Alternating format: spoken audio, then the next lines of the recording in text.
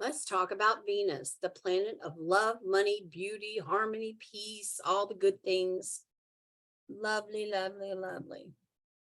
Here's some facts. This is the glyph for Venus. You can see it is just the sign for the female.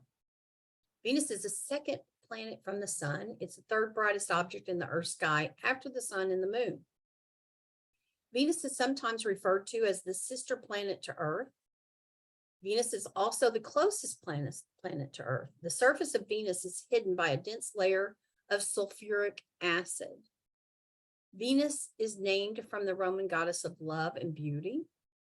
It's warm and it rotates in the opposite direction from most of the other planets. It's not one that just follows tradition and goes the way everyone else. She is the lovely one. The goddess Venus has many aliases in many cultures. She depicts beauty. She is receptive and inviting. Venus is the feminine energy. She's enticing and known as the goddess of fertility. In astrology, Venus rules Taurus and Libra. It controls the second and the seventh house. Qualities are love, possessions, wealth, mates, fertility, art, beauty, attraction, magnetism, and desire. Really not so much desire. I realize I put that in there, but it's really more desirous, maybe desirous. Yeah, we'll say that. It's exalted in Pisces. Another one of those terms that I haven't, that I put in here, but we're not really covering in this class. Look at the element. How does Venus whisper to us? So first, look at the element, the placement, and the aspects. What do you like and how do you like it? What and who attracts or repels you? How do you dress? What is your relationship to yourself and your possessions? In other words, are you one of those people who can just donate your pretty things and move on, go get something new, or travel around in an RV where in a very minimalist kind of situation? Then you're probably not going to be a Taurus. You're probably not going to be a Libra either. You'd probably be more like a Sagittarius, or maybe even an Aquarius. What's your relationship to yourself and your possessions? How do you get along with the opposite sex in general? Do you flirt? If so, how do you flirt? If you flirt by punching somebody in the arm, that's going to be a lot different than whispering sweet nothings in their ear, isn't it? Venus in the elements. If you have Venus in water, you're going to be attracted to spiritual matters and people in your lifetime that are here on Earth. Privacy and a sense of touch will bring you pleasure. Don't want everybody telling you everything, right? No kiss and tell here.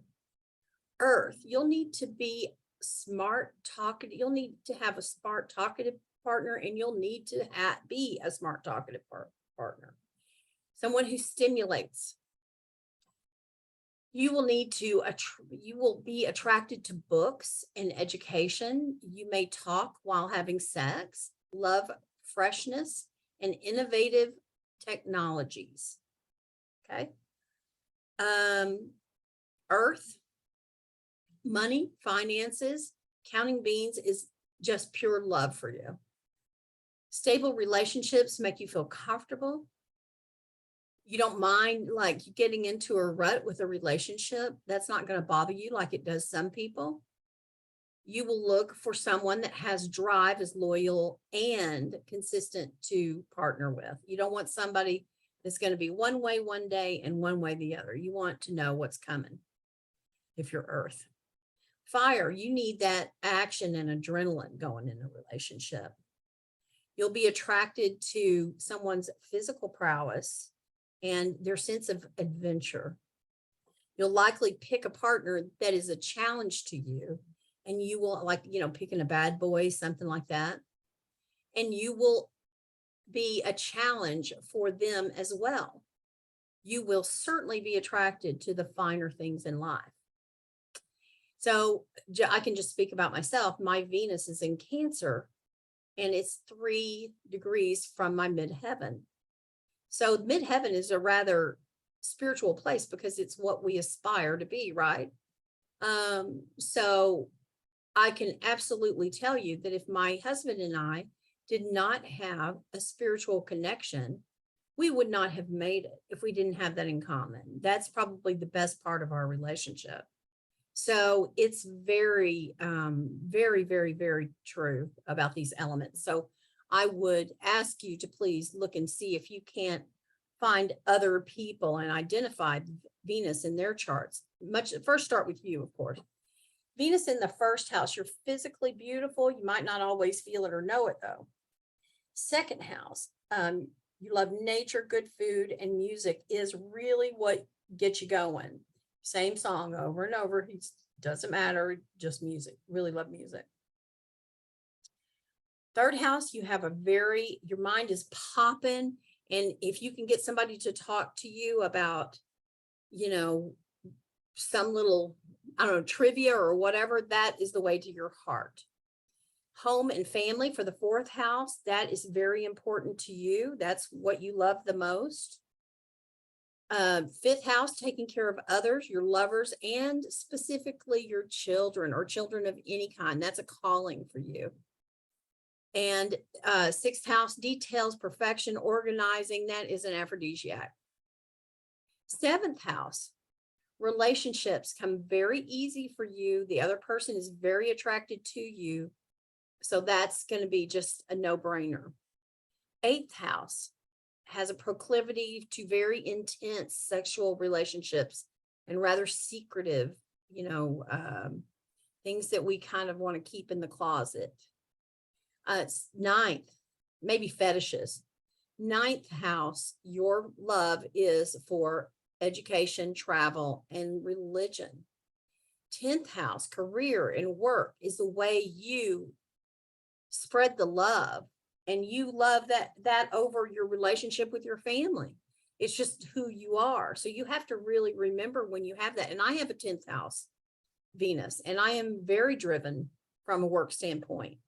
I'm lucky because I have Cancer there. So that keeps me kind of tethered to my family. But if I didn't have that, I could see, and I have many times just gone off and not worried about my family, particularly before I was married, not worried about my relationships, and gone off and worked and not worried about it. 11th house, the unusual, forward-thinking people attract. So it's kind of like, you're going to attract other people that are unusual, and you always like to kind of play the devil's advocate. So, you're going to pick someone that's just going to be a quirky mix of who you're going to attract and what you're going to attract. The 12th house, you're a mystic and love the expression of art. So very good with that. You're going to draw that to you. Okay, so this is in a downloadable file also.